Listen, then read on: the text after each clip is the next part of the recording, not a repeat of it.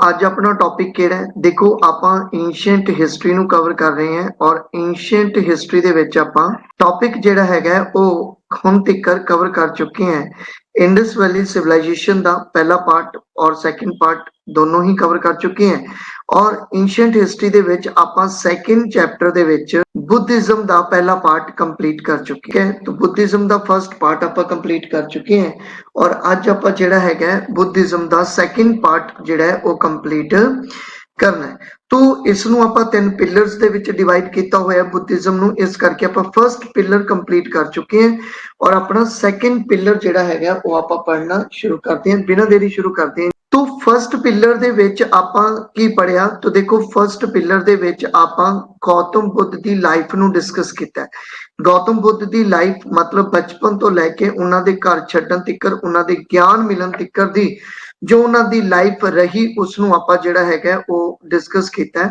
ਔਰ ਅੱਜ ਆਪਾਂ ਸੈਕੰਡ ਪਿਲਰ ਦੀ ਗੱਲ ਕਰਦੇ ਹਾਂ ਸੈਕੰਡ ਪਿਲਰ ਇਸ ਦਾ ਸੀਗਾ ਧम्मा और धम्मा ਦੇ ਵਿੱਚ ਆਪਾਂ ਗੱਲ ਕਰਾਂਗੇ गौतम बुद्ध ਦੀ ਫਿਲਾਸਫੀ ਦੀ गौतम बुद्ध ਦੇ ਸਿਧਾਂਤਾਂ ਦੀ तो बुद्ध धर्म ਦੇ सिद्धांत किस तरह ਦੇ ਰਹੇ गौतम बुद्ध ਦਾ सिद्धांत ਕੀ ਸੀਗਾ ਉਸ ਦੀ ਆਪਾਂ ਗੱਲ ਕਰਨੀ ਹੈ ਸੈਕੰਡ ਪਿਲਰ ਦੇ ਵਿੱਚ ਆਪਾਂ ਇਹ ਸਾਰੀਆਂ ਚੀਜ਼ਾਂ ਪੜ੍ਹਨੀਆਂ ਦੇਖੋ ਆਪਾਂ ਇੱਥੋਂ ਤੱਕ ਪੜ੍ਹ ਚੁੱਕੇ ਹਾਂ ਕਿ गौतम बुद्ध ਜਦੋਂ ਘਰ ਛੱਡ ਕੇ ਜਾਂਦੇ ਨੇ ਤਾਂ ਉਦੋਂ ਉਹਨਾਂ ਨੂੰ ਜਿਹੜੇ ਨੇ ਉਹ ਚਾਰ ਦ੍ਰਿਸ਼ ਦੇਖਦੇ ਨੇ ਔਰ ਇਹਨਾਂ ਚਾਰ ਦ੍ਰਿਸ਼ਾਂ ਤੋਂ ਬਾਅਦ ਹੀ ਉਹਨਾਂ ਦਾ ਮਨ ਹੁੰਦਾ ਹੈ ਕਿ ਉਹ ਗਿਆਨ ਪ੍ਰਾਪਤੀ ਕਰਨਗੇ ਜਾਂ ਕਹਿ ਲਓ ਕਿ ਸੱਚ ਦੀ ਖੋਜ ਕਰਨਗੇ ਔਰ ਆਖਿਰਕਾਰ ਉਹ ਸੱਚ ਦੀ ਖੋਜ ਜਿਹੜੀ ਹੈ ਉਹ ਕਰਦੇ ਨੇ ਔਰ ਸੱਚ ਦੀ ਖੋਜ ਕਰਨ ਤੋਂ ਬਾਅਦ ਉਹਨਾਂ ਨੂੰ ਜਿੰਨਾਂ ਚੀਜ਼ਾਂ ਦਾ ਗਿਆਨ ਹੁੰਦਾ ਹੈ ਉਹ ਕਿਹੜੀਆਂ-ਕਿਹੜੀਆਂ ਚੀਜ਼ਾਂ तो एक्चुअल ਦੇ ਵਿੱਚ ਇਹ ਚਾਰ ਮਹਾਨ ਸੱਚ ਜੋ ਉਹਨਾਂ ਦੀ ਜ਼ਿੰਦਗੀ ਨਾਲ ਜੁੜੇ ਹੋਏ ਨੇ ਉਹਨਾਂ ਬਾਰੇ ਅਗਰ ਆਪਾਂ ਗੱਲ ਕਰੀਏ ਤਾਂ ਸਭ ਤੋਂ ਪਹਿਲਾਂ ਉਹਨਾਂ ਨੂੰ ਇਹ ਲੱਗਿਆ ਕਿ ਜੋ ਜ਼ਿੰਦਗੀ ਹੈ ਜੋ ਸੰਸਾਰ ਹੈ ਉਹ ਦੁੱਖਾਂ ਨਾਲ ਭਰਿਆ ਹੋਇਆ ਹੈ ਮਤਲਬ ਜ਼ਿੰਦਗੀ ਦੇ ਵਿੱਚ ਦੁੱਖ ਹੀ ਦੁੱਖ ਨੇ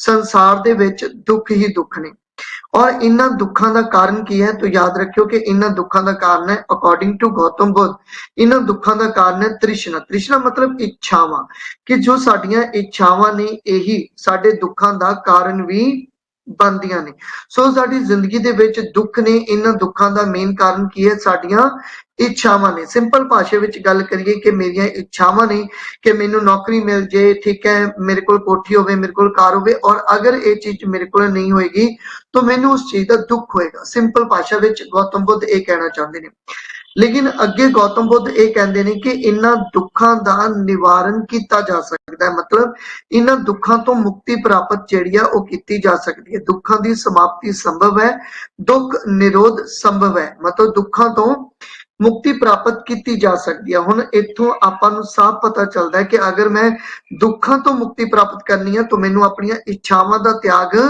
करना ही पाएगा तो गौतम बुद्ध भी यही चीज कहते हैं कि अगर आप अपने दुखों की समाप्ति करनी है अगर आप दुख निरोध जिहड़ा करना है तो आपां नूं जिहड़ा हैगा की करना पएगा आपां नूं अपनियां इच्छावां दा जिहड़ा सीगा वो त्याग करना पएगा लेकिन गौतम बुद्ध नूं ये भली भांति पता सीगा कि इच्छावां दा त्याग करना इन्ना सौखा नहीं है क्योंकि आपां नूं पता है कि आप अपनी इच्छावां दा इन्नी ईजिली त्याग नहीं कर सकते इस करके गौतम बुद्ध नूं यह लग्या कि अगर तुसी अपनी इच्छावां का त्याग करना है तो मेरे इन्हां 8 रस्तियां ते चलो दुख निरोध गामनी प्रतिपद अगर संभव है अगर ये मतलब उन्हां दी भाषा दे विच दुख निरोध गामनी प्रतिपद बोलते ने पर अगर आप इन्हूं सिंपल भाषा की गल करिए तो अगर दुखों की समाप्ति करनी है तो मेरे इन्हां 8 रस्तियां ते चलो और इन्हां 8 रस्तियां नूं ही अष्ट मार्ग बोलते ने इन्हां 8 रस्तियां नूं ही अष्ट मार्ग बोलते ने द नोबल 8 फोल्ड पाथ ठीक है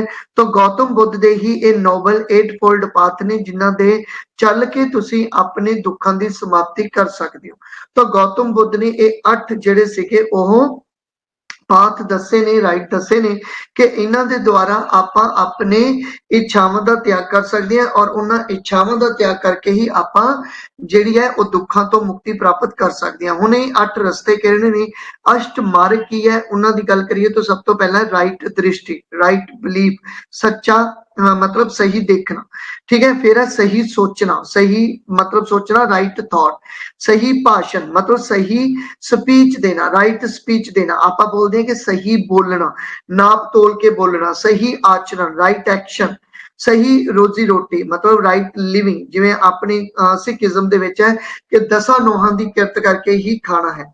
उस तो बाद है राइट एफर्ट, सही कोशिश करना, सही चिंतन है, राइट अपने कोल है कॉन्शियस मतलब चिंतन मन जिहड़ा तुहाडा वो सही होना चाहिए है। और उस तो बाद है अपने कोल सही ज्ञान राइट मैडिटेशन। तो ये 8 रस्ते ऐसे रस्ते ने जिन्हां द्वारा तुसी अपने ज्ञान अपना मुक्ति प्राप्त जिहड़ी आ वो कर सकते हो, मतलब अपने दुखां तो मुक्ति प्राप्त कर सकते हो और तुहानू ज्ञान की प्राप्ति हो सकती है, मतलब तुसी ये जीवन मरण के चक्रां तो भी मुक्त जिहड़े हैगे वो हो सकते हो। तो ये याद रखना है अष्टमार्ग सिंपल क्वेश्चन तुहानू इस विच इन्ना ही पूछा जाता है कि जो अष्टांग मार्ग है एक किहदा कॉन्सैप्ट है, तो बुद्धिज्म का ये कॉन्सैप्ट है। गौतम बुद्ध ने अपने परोपकारां लई कुछ शीलां या आचरण दे नियम मतलब कुछ रूल्स भी दसे ने, मतलब जो इन्हां दे शिष्य ने, क्योंकि आपां गल कीती रूल एंड रेगुलेशन, विनय पिटका दे विच इन्हां दे रूल एंड रेगुलेशन लिखे गए ने जो इन्हां दे शिष्य बनदे ने। ठीक है, तो जो इन्हां दे शिष्य बनदे ने उन्हां दे लई रूल की है कि अहिंसा दे मार्ग ते चलना है, बलि ना देना, बलि मतलब जो बलि दित्ती जाती है देवियां नू देवतियां नू जो बलि दित्ती जाती है वो मारना ना, मतलब किसी जानवर की बलि ना देना, चोरी ना करना, नशियां की वरतों ना करना, झूठ ना बोलना, झूठ ना बोलना, जादू की रस्म या पूजा ना करना। तो ये सारिया चीज़ां जिहड़ियां सीगियां ये रूल एंड रेगुलेशन दे विच आंदियां गौतम बुद्ध दे लई कि जदों कोई भी भिक्षु बनता है या भिक्षुणी बनता है नन बनता है तो उदों वो इन्हां चीज़ां नूं भी फॉलो जिहड़ा सीगा ओह करेगा। लेकिन आपां नूं पता है कि गौतम बुद्ध की डेथ हो जाती है 483 बीसी विच गौतम बुद्ध की डेथ हो गई सी और इन्हां दी डेथ नूं महापरिनिर्वाण बोलिया जाता है। हुण जदों ही इन्हां दी डेथ हुई तो इन्हां दे जो शिष्य सीगे जो इन्हां दे चेले सीगे जो नन सी जो भिक्षु सीगे जो मॉन्क सीगे उन्हां ने सोचा कि जो गौतम बुद्ध की फिलोसफी है उसनूं किवें अगे डिलीवर किया जा सकता है आम लोगों तक सोशल मतलब जो कॉन्ट्रैक्ट है उसदे विच किवें मतलब जिहड़ा हैगा वो शो किया जा सकता है, किवें आपां प्रचार करिए गौतम बुद्ध की फिलोसफी का। तो गौतम बुद्ध की फिलोसफी का प्रचार करने के लिए इन्हां ने की कीता 4 मीटिंग्स कीतियां। इन्हां 4 मीटिंग्स नूं ही आपां कौंसल्स बोलते हैं। तो तुसीं याद रखना है थर्ड पिलर्स दे विच जिन्ने भी इन्हां दे शिष्य सीगे जो इन्हां दे चेले सी चाहे वो रूलर दे रूप दे विच होवे, मतलब क्योंकि आपां नूं पता है बहुत सारे राजे सीगे जिन्हां ने बुद्धिज्म नूं ज्वाइन कर लिया सी, तो उन्हां राजियां ने अपने समाज दे विच अपने साम्राज्य दे विच बुद्धिज्म दा प्रचार किया, उन्हां दीयां मीटिंग्स करवाइयां और इन्हां मीटिंग्स नूं आपां कौंसल बोलते हैं। तो इहदा मतलब जो बुद्धिज्म दीयां कौंसल्स होईयां वो किहड़ियां-किहड़ियां कौंसल्स होईयां और उन्हां कौंसल्स दे विच की होया उन्हां नूं आपां डिस्कस करना है। तो ये थर्ड पिलर्स दे विच आपां ये देखांगे। गौतम बुद्ध की मौत तो बाद उन्हां दे शिष्य अते उस समय दे राजियां ने बुद्ध के विचारां नूं फैलाउण दे लई बहुत सारियां कौंसल्स करवाइयां और इन्हां कौंसल्स नूं आपां नॉर्मल मीटिंग कह सकदे हां और इन्हां कौंसल्स दे विच कई तरह दे जिहड़े सी प्रचार जिहड़ा सी उन्हां दा आदान प्रदान किया गया, बहुत सारे काम जिहड़े सीगे वो बुद्ध धर्म दे प्रचार दे लई प्रसार दे लई कीते गए। अगर आपां बुद्ध धर्म दीयां कौंसल्स की गल करिए तो 4 कौंसल्स देखने को मिलती हैं, मतलब बहुत सारिया मीटिंग्स होंदियां अज भी मीटिंग्स होंदियां लेकिन उस समय दी जो मोस्ट इंपोर्टेंट मीटिंग्स है वो आपां ये 4 मीटिंग्स याद रखनी है। पहली कौंसल दूजी तीजी चौथी इहदे विच कोई फर्क नहीं हैगा, ये तुसीं अपने अकॉर्डिंग लिख सकते हो लेकिन इन्हां दी डेट याद रखनी है।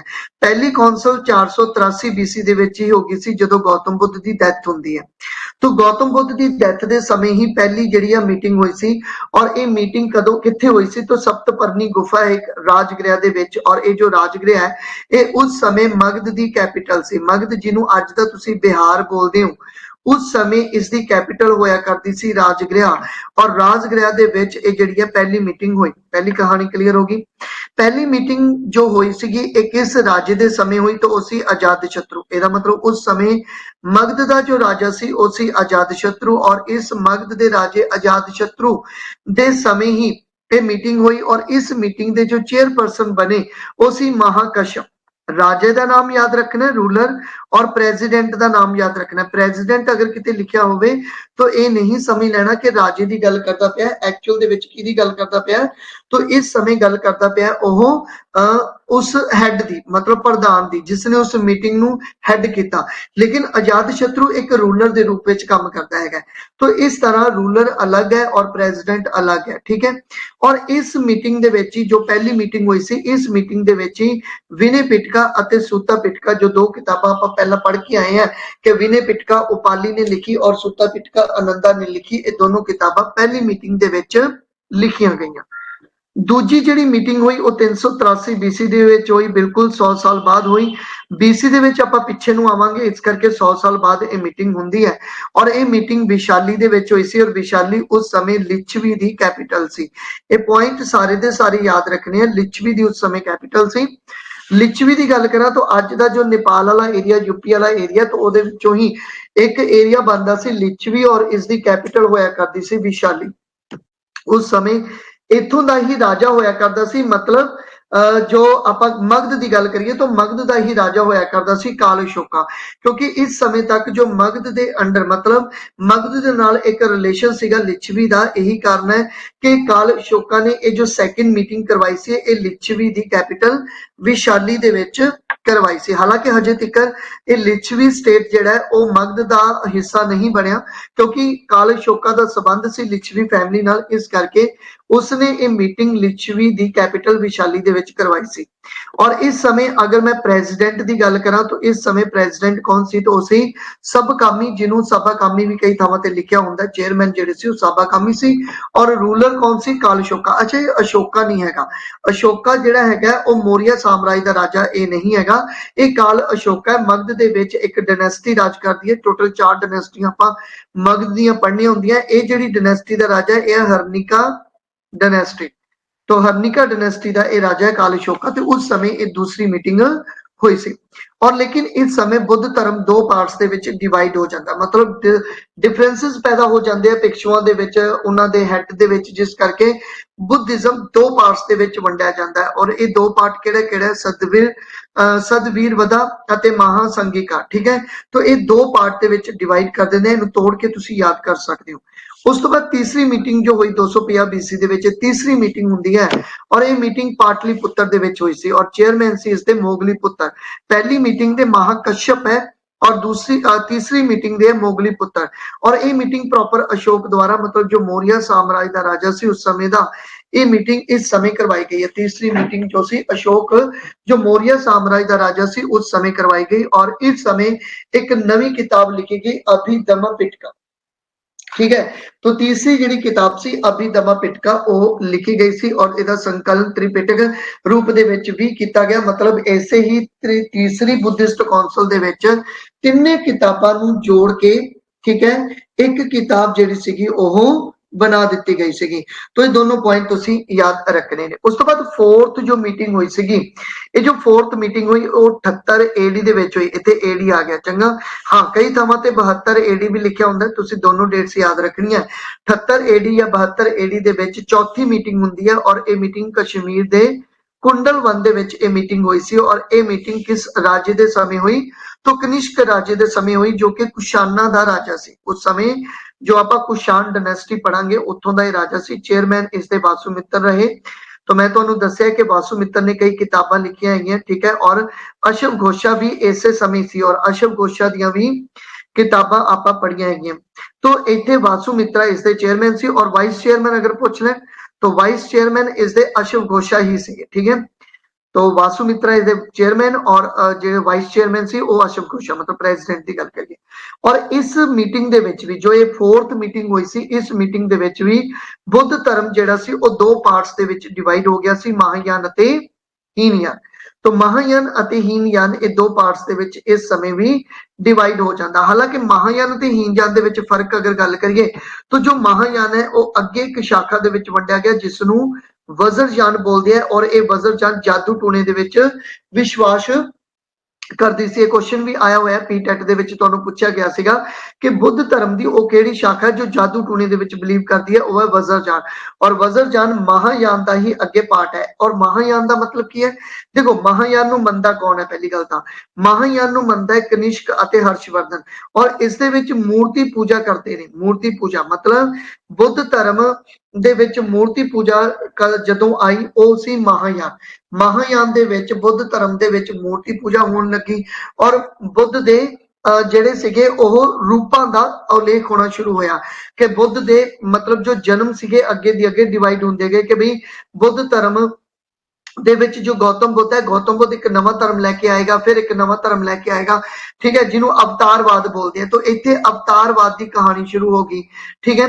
ਲੇਕਿਨ ਜੋ ਹੀਨਯਾਨ ਹੈ ਉਹ ਐਕਚੁਅਲ ਦੇ ਵਿੱਚ ਅਸ਼ੋਕ ਮੰਨਦਾ ਸੀਗਾ, ਔਰ ਇਸ ਹੀਨਯਾਨ ਦੇ ਵਿੱਚ ਜਿਹੜਾ ਬੁੱਧ ਧਰਮ ਨੂੰ ਜਾਂ ਕਹਿ ਲਓ ਕਿ ਬੁੱਧਾ ਨੂੰ, ਗੌਤਮ ਬੁੱਧ ਨੂੰ ਇੱਕ ਪਰਸਨ ਦੇ ਰੂਪ ਵਿੱਚ ਮੰਨਦੇ ਆ, ਇੱਕ ਗੁਰੂ ਦੇ ਰੂਪ ਵਿੱਚ ਮੰਨਦੇ ਆ। ਗੁਰੂ ਮਤਲਬ ਇੱਕ ਦੇਵਤੇ ਰੂਪ ਵਿੱਚ ਨਹੀਂ ਮੰਨਦੇ, ਲੇਕਿਨ ਮਹਾਯਾਨ ਵਾਲੇ ਇਸ ਨੂੰ ਇੱਕ ਦੇਵਤੇ ਰੂਪ ਵਿੱਚ ਮੰਨਦੇ ਔਰ ਇਹਦੇ ਮੂਰਤੀਆਂ ਦੀ ਪੂਜਾ ਕਰਨ ਲੱਗ ਗਏ। ਲੇਕਿਨ ਹੀਨਯਾਨ ਦੇ ਵਿੱਚ ਐਸਾ ਨਹੀਂ ਸੀ। ਹੀਨਯਾਨ ਦੇ ਵਿੱਚ ਉਹ ਇਹ ਸਮਝਦੇ ਸੀਗੇ ਕਿ ਇੱਕ ਪਰਸਨ ਸੀਗਾ, ਇੱਕ ਗੁਰੂ ਦੇ ਰੂਪ ਵਿੱਚ ਸੀ। ਗੁਰੂ ਮਤਲਬ ਇੱਕ ਟੀਚਰ ਦੇ ਰੂਪ ਵਿੱਚ ਸੀ, ਜਿਸਨੇ ਸਾਨੂੰ ਮੈਡੀਟੇਸ਼ਨ ਸਿਖਾਇਆ, ਜਿਸਨੇ ਸਾਨੂੰ ਦੁੱਖਾਂ ਤੋਂ ਮੁਕਤੀ ਪ੍ਰਾਪਤ ਕਰਨ ਦਾ ਇੱਕ ਤਰੀਕਾ ਸਿਖਾਇਆ। ਤਾਂ ਇਹ ਚੀਜ਼ ਤੁਸੀਂ ਯਾਦ ਰੱਖਣਾ। ਤਾਂ ਇਸ ਦੀਆਂ 3 ਸ਼ਾਖਾਵਾਂ, ਹੋਰ ਵੀ ਬਹੁਤ ਸਾਰੀਆਂ ਬੁੱਧ ਧਰਮ ਦੀਆਂ ਸ਼ਾਖਾਵਾਂ ਨੇ, ਬਟ ਆਪਾਂ ਨੂੰ ਐਗਜ਼ਾਮ ਦੇ ਵਿੱਚ 3 ਸ਼ਾਖਾਵਾਂ ਹੀ ਪੁੱਛਣਗੇ। ਆਈ ਥਿੰਕ ਇਹ ਚੀਜ਼ ਤੁਹਾਨੂੰ ਸਮਝ ਆ ਗਈ ਹੈ। ਤਾਂ ਆਪਾਂ ਚੱਲਦੇ ਹਾਂ ਅੱਗੇ। ਉਸ ਤੋਂ ਬਾਅਦ ਆਪਾਂ ਬੁੱਧ ਧਰਮ ਦੀ ਕਲਾ ਔਰ ਆਰਕੀਟੈਕਚਰ ਦੀ ਗੱਲ ਕਰਦੇ ਹਾਂ ਕਿ ਬੁੱਧ ਧਰਮ ਨਾਲ ਰਿਲੇਟਡ ਕਿਹੜੀਆਂ-ਕਿਹੜੀਆਂ ਚੀਜ਼ਾਂ ਬਣਾਈਆਂ ਗਈਆਂ ਹੈਗੀਆਂ। तो देखो, शुरुआती बुद्ध धर्म के धार्मिक ढांचे नाल 3 किस्म दीयां बनतरां तुहानूं मिलदियां जुड़ियां, जिहदे विच एक विहार है, एक स्तूप है, एक है चैत्य। इन्हां दी अगर मैं नॉर्मली गल करां तो विहार का मतलब है जिथे भिक्षु रहणगे, जिथे रहण दी थां हैगी किन्हां दी, भिक्षुआं दी। एक्चुअल दे विच की हुंदा सीगा कि विहार दे विच मतलब इस तरह सीगा कि जो भिक्षु हुंदे है वो मैडिटेशन करदे हैं, तो लंबे समय तक मैडिटेशन करदे हैं, 2 दिन 5 दिन 10 दिन, तो इस तरह का मैडिटेशन हुंदा सी।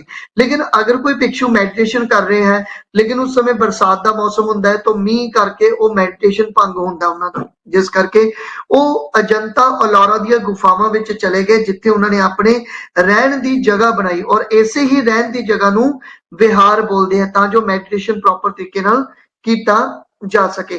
तो तुहानू अगर पूछ लैन कि विहार किहड़े-किहड़े ने, तो अजंता दी गुफावां, औरंगाबाद दी गुफावां, कारली गुफावां, कानहेरी, ठीक है, गुफावां, कई तरह दी गुफावां ने जिथे इन्होंने अपना विहार बनाया सीगा। उस तो बाद आ गया अपने कोले चैत्य। अगर आप चैत्य की गल करिए तो बोधि भिक्षुओं के पूजा का स्थान है, ठीक है, तीर्थ स्थान या प्रार्थना हाल कह सकते हो, जिथे कुछ इस तरह का एक मतलब जिहड़ा हैगा ओह परिक्रमा का हाल बनिया होएगा। एक परिक्रमा हुंदी है इत्थे, और परिक्रमा तो बाद ये पूजा इत्थे करते हैं। तो चैत्य बोधि भिक्षुओं के पूजा का स्थान है, उन्होंने चैत्य बोलते हैं। चैत्य एक विशाल हाल है जिस विच एक उच्ची छत हुंदी है और इत्थे परिक्रमा कीती जाती है। भारत के सारे बोधि स्मारकों विचों सब तो वड्डा जिहड़ा चैत्य है उन्होंने कारले गुफावां बोलते हैं। जो कारली दी गुफावां हैगियां वो सब तो वड्डा चैत्य मन्निया जाता है बुद्धिज्म दे विच। उस तो बाद अगर आप स्तूपा की गल करिए तो अवशेषों की पूजा करने वाली थावां नूं स्तूपा बोलते हैं, ठीक है। अगे जाके स्तूपा की कोई पिक होएगी तो देख लांगे, ठीक है। कुछ इस तरह के एक स्तूपा होया करते सन, और उन्होंने अगे एक गेट जिहड़ा सीगा वो लग्या हुंदा सी, जिन्हों तोरंड बोलते सीगे, ठीक है, तोरंड बोलते हैं। इन्हां नूं याद रखना कि गेट हुंदा जो इनू तोरंड बोलते हैं। उस तो बाद अगर आप अगे गल करिए तो इत्थे ही एक बहुत इंपॉर्टेंट नालंदा यूनिवर्सिटी का जिक्र आता है। नालंदा जो मठ है यूनिवर्सिटी एक महाविहार सीगा, क्योंकि ये वख-वख आकारां दे कई मठां दा एक कंपलैक्स है। नालंदा यूनिवर्सिटी उन्हां विचों एक कंपलैक्स सीगा जिन्हों मठ का नाम दिता गया, ठीक है। और ये मठ की उसारी भी किने करवाई सी? गुप्त वंश के उस समय के राजे कुमार गुप्त ने इसकी उसारी जिहड़ी सी करवाई सी। इन्हां मठां विचों ही एक मठ की उसारी 5वीं सदी विच मैं तुहानूं दस चुकिया कुमार गुप्त के द्वारा करवाई गई सी। नालंदा यूनिवर्सिटी नूं यूनेस्को के विश्व विरासत स्थान विच शामिल किया गया है। 2015 दे विच अज जो नालंदा यूनिवर्सिटी है वो यूनेस्को के अंडर है। यूनेस्को इसकी देखरेख करता है। अगे चलिए तो स्तूप बारे मैं तुहानूं दस्सिया कि बोधि स्तूपां नूं मौर्या अते गुप्तां दे समय दौरान बनाया गया सी, और इन्हां विचों प्रसिद्ध स्तूप हैं सांची स्तूप, ਬਰਹਤ ਸਤੂਪ ਅਤੇ ਅਮਰਾਵਤੀ ਸਤੂਪ, ਇਸ ਤਰ੍ਹਾਂ ਦੇ ਸਤੂਪ ਹੁੰਦੇ ਨੇ। ਠੀਕ ਹੈ, ਇਹ ਪਰਿਕਰਮਾ ਕੀਤੀ ਜਾਂਦੀ ਹੈ। ਜੋ ਮਤਲਬ ਬੋਧੀ ਭਿਕਸ਼ੂ, ਜੋ ਕੱਟੜ ਬੋਧੀ ਭਿਕਸ਼ੂ ਹੈ, ਉਹ ਇਹਦੇ ਵਿਚਾਲੇ ਪਰਿਕਰਮਾ ਕਰਦੇ ਨੇ, ਔਰ ਜੋ ਨਾਰਮਲ ਲੋਕ ਹੈ ਜਿਵੇਂ ਆਪਣੇ ਵਰਗੇ, ਉਹ ਇੱਥੇ ਬਾਹਰ ਪਰਿਕਰਮਾ ਕਰਨਗੇ। ਔਰ ਆ ਜੋ ਗੇਟ ਹੈ, ਇਸ ਨੂੰ ਤੁਰੰਡ ਬੋਲਿਆ ਜਾਂਦਾ ਹੈ। ਯਾਦ ਰੱਖਣਾ, ਇਸ ਨੂੰ ਤੁਰੰਡ ਬੋਲਿਆ ਜਾਂਦਾ ਹੈਗਾ।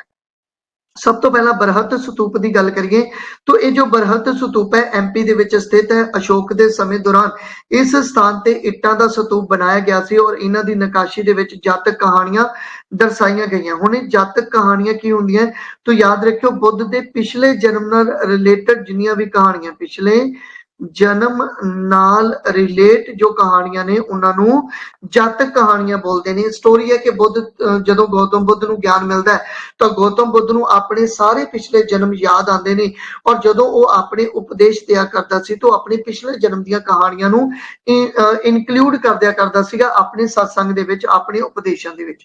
ਤਾਂ ਉਹਨਾਂ ਕਹਾਣੀਆਂ ਨੂੰ ਜਿਹੜਾ ਉਹ ਜਾਤਕ ਕਹਾਣੀਆਂ ਦਾ ਨਾਮ ਦਿੱਤਾ ਗਿਆ ਹੈਗਾ। ਉਸ ਤੋਂ ਬਾਅਦ ਇਹੀ ਬਰਹਤ ਸਤੂਪ ਹੈ ਜੋ ਤੋਂ ਸੁੰਗ ਵੰਸ਼ ਦੇ ਸਮੇਂ ਇੱਥੇ ਪੱਥਰ ਦੀ ਜੋ ਰੇਲਿੰਗ ਕੀਤੀ ਗਈ ਹੈ ਉਹ ਕਰਵਾਈ ਗਈ ਸੀ।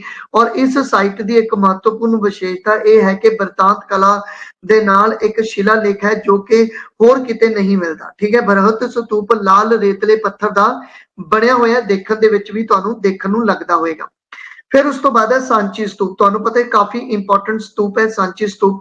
ਇਹ ਤਿੰਨਾਂ ਵਿੱਚੋਂ ਸਭ ਤੋਂ ਚੰਗੀ ਤਰ੍ਹਾਂ ਸੁਰੱਖਿਅਤ ਸਤੂਪ ਹੈ। ਅੱਜ ਵੀ ਪੂਰੀ ਤਰ੍ਹਾਂ ਸੁਰੱਖਿਅਤ ਹੈ ਔਰ ਇਸ ਦੀ ਨੀਂਹ ਸ਼ਾਇਦ ਅਸ਼ੋਕ ਨੇ ਰੱਖੀ ਸੀ, ਕਲੀਅਰ ਨਹੀਂ ਹੈਗਾ, ਬਟ ਆਪਾਂ ਨੂੰ ਪਤਾ ਹੈ ਕਿ ਅਸ਼ੋਕ ਦੇ ਨਾਲ ਹੀ ਰਿਲੇਟ ਕੀਤਾ ਜਾਂਦਾ ਸਾਂਚੀ ਸਤੂਪ।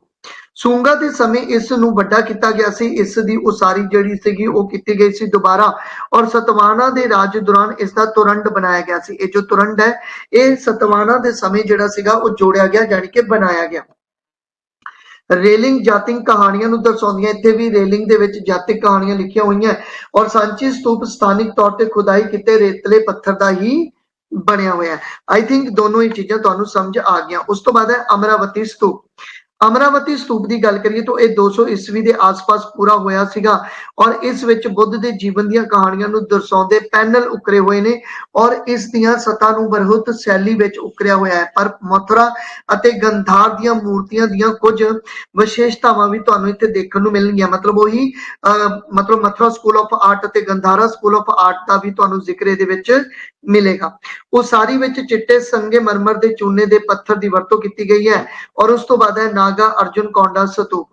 ਇਹ ਸੱਕ ਸਤਵਾਹਨਾ ਯੁੱਗ ਦੇ ਨਾਲ ਸੰਬੰਧਿਤ ਹੈ ਔਰ ਨਾਮ ਤੋਂ ਹੀ ਪਤਾ ਲੱਗਦਾ ਹੈ ਤਾਂ ਸਾਊਥ ਨਾਲ ਰਿਲੇਟ ਹੈ। ਹਾਲਾਂਕਿ ਸਤਵਾਹਨਾ ਡਾਇਨੈਸਟੀ ਬਹੁਤ ਵੱਡੀ ਡਾਇਨੈਸਟੀ ਹੈ, ਇਹ ਨਾਰਥ ਤੇ ਸਾਊਥ ਦੋਨਾਂ ਵਿੱਚ ਹੀ ਸੀਗੀ ਔਰ ਇਹ ਮਹਾਯਾਨ ਬੁੱਧ ਧਰਮ ਨੂੰ ਦਰਸਾਉਂਦਾ ਹੈ। ਮਤਲਬ ਨਾਗਾ ਅਰਜੁਨ ਕੌਂਡਾ ਸਤੂਪ ਜਿਹੜਾ ਹੈ ਉਹ ਮਹਾਯਾਨ ਸ਼ਾਖਾ ਨਾਲ ਸੰਬੰਧਿਤ ਹੈ ਔਰ ਖੁਦਾਈ ਵਿੱਚ ਸਤੂਪ, ਚੈਤਿਆ, ਮੰਡਪ ਆਦਿ ਕਾਫੀ ਚੀਜ਼ਾਂ ਇਹਦੇ ਵਿੱਚੋਂ ਮਿਲੀਆਂ ਹਨ। ਠੀਕ ਹੈ, ਤਾਂ ਇਹ ਪੁਆਇੰਟ ਤੁਸੀਂ ਯਾਦ ਰੱਖਣਾ। ਕੁਝ ਯਾਦ ਰੱਖਣ ਜੋ ਗੱਲਾਂ ਹੈਗੀਆਂ ਜੋ ਮੈਂ ਲਿਖੀਆਂ ਤੁਸੀਂ ਪੜ੍ਹ ਲੈਣੀਆਂ ਕਿ ਸਭ ਤੋਂ ਵੱਡਾ ਸਤੂਪ ਕਿਹੜਾ, ਕੇਸਰੀਆ ਸਤੂਪ ਹੈ। ਬਿਹਾਰ ਦਾ ਸਭ ਤੋਂ ਪੁਰਾਣਾ ਸਤੂਪ ਕਿਹੜਾ, ਤੋਂ ਸਾਂਚੀ ਵਿਖੇ ਮਹਾਨ ਸਤੂਪ। ਠੀਕ ਹੈ, ਥਮੇਕ ਜੋ ਸਤੂਪ ਹੈ ਉਹ ਸਥਾਨ ਜਿੱਥੇ ਬੁੱਧ ਨੇ ਆਪਣੇ ਵਿਸ਼ਵਾਸ ਦਾ ਐਲਾਨ ਕੀਤਾ ਸੀ, ਉਸ ਥਾਂ ਤੇ ਜੋ ਸਤੂਪ ਬਣਿਆ ਉਸ ਨੂੰ ਥਮੇਕ ਸਤੂਪ ਬੋਲਦੇ ਨੇ। ਚੌਖੰਡੀ ਸਤੂਪ ਦੀ ਗੱਲ ਕਰੀਏ ਤਾਂ ਬਾਦਸ਼ਾਹ ਅਕਬਰ ਦੁਆਰਾ ਆਪਣੇ ਪਿਤਾ ਦੀ ਯਾਦ ਵਿੱਚ ਬਣਾਇਆ ਗਿਆ ਸੀ। ਇਹ ਅਸ਼ਟਭੁਜ ਟਾਵਰ ਹੈ, ਮਤਲਬ ਇੱਕ ਤਰ੍ਹਾਂ ਨਾਲ ਅਸ਼ਟਭੁਜ ਮਤਲਬ 8 ਦੀਆਂ ਭੁਜਾਵਾਂ, ਤੋਂ ਇੱਕ ਚੌਖੰਡੀ ਸਤੂਪ ਜਿਹੜਾ ਹੈ ਉਹ ਅਕਬਰ ਦੁਆਰਾ ਵੀ ਬਣਾਇਆ ਗਿਆ ਸੀਗਾ। ਉਸ ਤੋਂ ਬਾਅਦ ਅਸ਼ੋਕ ਦੁਆਰਾ ਅਗਰ ਬੋਧੀ ਥੰਮਾਂ ਦੀ ਗੱਲ ਕਰੀਏ ਤਾਂ ਅਸ਼ੋਕ ਥੰਮ ਸਾਰਨਾਥ ਦਾ ਜੋ ਉੱਤਰ ਪ੍ਰਦੇਸ਼ ਵਿੱਚ ਦੇਖਣ ਨੂੰ ਮਿਲੇਗਾ। ਇਹ ਆਪਾਂ ਅਸ਼ੋਕ ਦੇ ਸਮੇਂ ਜਦੋਂ ਆਪਾਂ ਮੌਰੀਆ ਪੜਾਂਗੇ ਉੱਥੇ ਵੀ ਆਪਾਂ ਥੰਮਾਂ ਦੀ ਕਾਫੀ ਡਿਟੇਲ ਪੜ੍ਹਨੀ ਹੈ, ਤਾਂ ਇੱਥੇ ਸਿਰਫ ਆਪਾਂ ਨਾਰਮਲ ਪੜ੍ਹਨਾ ਹੈ। ਅਸ਼ੋਕ ਥੰਮ ਦੀ ਗੱਲ ਕਰੀਏ ਤਾਂ ਇਲਾਹਾਬਾਦ ਹੈ, ਉੱਤਰ ਪ੍ਰਦੇਸ਼ ਵਿੱਚ ਹੈ। ਅਸ਼ੋਕ ਥੰਮ ਸਾਂਚੀ ਦੀ ਗੱਲ ਕਰੀਏ ਮੱਧ ਪ੍ਰਦੇਸ਼ ਵਿੱਚ ਹੈ। ਅਸ਼ੋਕ ਥੰਮ ਵਿਸ਼ਾਲੀ ਦੀ ਗੱਲ ਕਰੀਏ ਤਾਂ ਬਿਹਾਰ ਦੇ ਵਿੱਚ ਹੈ ਔਰ ਲੋਰੀਆ ਨੰਦਗੜ੍ਹ ਪਟਨਾ ਬਿਹਾਰ ਦੇ ਵਿੱਚ ਹੈ। ਅਸ਼ੋਕ ਥੰਮ ਸਾਰਨਾਥ ਉੱਤਰ ਪ੍ਰਦੇਸ਼ ਦੇ ਵਿੱਚ ਹੈ, 250 ਈਸਵੀ ਪੂਰਵ ਦੇ ਵਿੱਚ ਬਣਿਆ ਔਰ ਵਾਰਾਣਸੀ ਦੇ ਨੇੜੇ ਸਾਰਨਾਥ ਵਿਖੇ ਸਥਿਤ ਹੈ। ਸਮਰਾਟ ਅਸ਼ੋਕ ਦੁਆਰਾ ਇਸ ਨੂੰ ਨਿਯੁਕਤ ਕੀਤਾ ਗਿਆ ਸੀ। ਪਾਲਿਸ਼ ਕੀਤੇ ਰੇਤਲੇ ਪੱਥਰ ਤੋਂ ਬਣੀ ਹੋਈ ਹੈ ਇਹ ਔਰ ਸਤ੍ਹਾ ਨੂੰ ਬਹੁਤ ਜ਼ਿਆਦਾ ਪਾਲਿਸ਼ ਕੀਤੀ ਹੋਈ ਹੈ। ਵਰਤਮਾਨ ਵਿੱਚ ਥੰਮ ਆਪਣੀ ਅਸਲੀ ਥਾਂ ਤੇ ਹੈ, ਪਰ ਰਾਜਧਾਨੀ ਜੋ ਮਤਲਬ 4 ਸ਼ੇਰਾਂ ਵਾਲੀ, ਯਾਦ ਆ ਗਿਆ, 4 ਸ਼ੇਰਾਂ ਵਾਲੀ ਜੋ ਰਾਜਧਾਨੀ ਹੈ ਉਹ ਅਜਾਇਬ ਘਰ ਵਿੱਚ ਪ੍ਰਦਰਸ਼ਿਤ ਕੀਤੀ ਗਈ ਹੈ ਔਰ ਇਸ ਨੂੰ ਸਾਰਨਾਥ ਵਿਖੇ ਬੁੱਧ ਦੇ ਪਹਿਲੇ ਉਪਦੇਸ਼ ਜਾਂ ਧਰਮ ਚੱਕਰ ਪਰਿਵਰਤਨ ਦੀ ਯਾਦ ਦਿਖਾਉਣ ਲਈ ਨਿਯੁਕਤ ਕੀਤਾ ਗਿਆ। ਤੁਹਾਨੂੰ ਪਤਾ 4 ਸ਼ੇਰਾਂ ਵਿੱਚ ਔਰ ਇਹਦੇ ਵਿੱਚ ਜਿਹੜੇ ਜਾਨਵਰ ਵੀ ਕਿੰਨੇ ਆ 4 ਜਾਨਵਰ ਵੀ ਬੈਠੇ ਹੋਏ ਨੇ, ਇਹ ਵੀ ਤੁਸੀਂ ਯਾਦ ਰੱਖਣਾ ਹੈਗਾ। ਠੀਕ ਹੈ, ਤੁਸੀਂ ਮੈਨੂੰ ਕਮੈਂਟ ਕਰਕੇ ਦੱਸਣਾ 4 ਸ਼ੇਰ ਹੈ, 4 ਸ਼ੇਰ ਤਾਂ ਕਲੀਅਰ ਹੈ, ਲੇਕਿਨ ਇਹਦੇ ਵਿੱਚ ਜੋ 4 ਜਾਨਵਰ ਨੇ, ਠੀਕ ਹੈ, ਉਹ ਕਿਹੜੇ ਜਾਨਵਰ ਨੇ। ਔਰ ਅਸ਼ੋਕ ਚੱਕਰ ਹੈਗਾ ਜੋ 24 ਸਟਿਕ ਇਹਦੇ ਵਿੱਚ ਲੱਗੀਆਂ ਹੋਈਆਂ ਹੈਗੀਆਂ। ਉਸ ਤੋਂ ਬਾਅਦ ਮੂਲ ਰੂਪ ਵਿੱਚ ਥੰਮ ਦੇ ਕਈ ਹਿੱਸੇ ਹੁੰਦੇ ਨੇ, ਇਹ ਕਰਨ ਦੀ ਲੋੜ ਨਹੀਂ ਤੁਹਾਨੂੰ, ਵੈਸੇ ਮੈਂ ਦੱਸ ਦਿੰਦਾ ਇੱਕ ਸ਼ਾਫਟ ਮੇਨ ਪਿਲਰ, ਠੀਕ ਹੈ, ਬਾਅਦ ਵਿੱਚ ਉਹ ਮੇਨ ਪਿਲਰ ਕਈ ਹਿੱਸਿਆਂ ਦੇ ਵਿੱਚ ਵੰਡਿਆ ਹੁੰਦਾ, ਇੱਕ ਕਮਲ, ਆਧਾਰ, ਘੰਟੀ, ਅਬੈਕਸ ਹੁੰਦਾ ਹੈਗਾ, ਵੀਲ, ਕੈਪੀਟਲ। ਮੈਂ ਇੱਥੇ ਪਿਕ ਲਾਣੀ ਭੁੱਲ ਗਿਆ, ਤੁਸੀਂ ਆਪਣੀ ਇਹਦੀ ਪਿਕ ਦੇਖ ਸਕਦੇ ਹੋ। ਕੈਪੀਟਲ ਤੁਹਾਨੂੰ ਪਤਾ ਹੀ ਹੈ 4 ਸ਼ੇਰਾਂ ਵਾਲੀ ਜੋ ਮੂਰਤੀ ਹੈ ਉਸ ਨੂੰ ਆਪਾਂ ਕੈਪੀਟਲ ਬੋਲਦੇ ਹਾਂ। ਵੀਲ ਮਤਲਬ ਚੱਕਰ ਹੁੰਦਾ ਜੋ 24 ਸਟਿਕ ਦਾ ਬਣਿਆ ਹੁੰਦਾ। ਤਾਂ ਇਹ ਸੀਗਾ ਤੁਹਾਡਾ ਜੀ ਆਪਣੇ ਕੋਲੇ ਬੁੱਧ ਧਰਮ ਦੀ ਕਹਾਣੀ। ਬੁੱਧ ਧਰਮ ਤੁਹਾਡਾ ਪੂਰਾ ਕੰਪਲੀਟ ਹੋ ਗਿਆ। ਬੁੱਧਿਜ਼ਮ ਅੱਜ ਆਪਾਂ ਪੂਰਾ ਜਿਹੜਾ ਹੈਗਾ ਉਹ ਕੰਪਲੀਟ ਕਰ ਲਿਆ।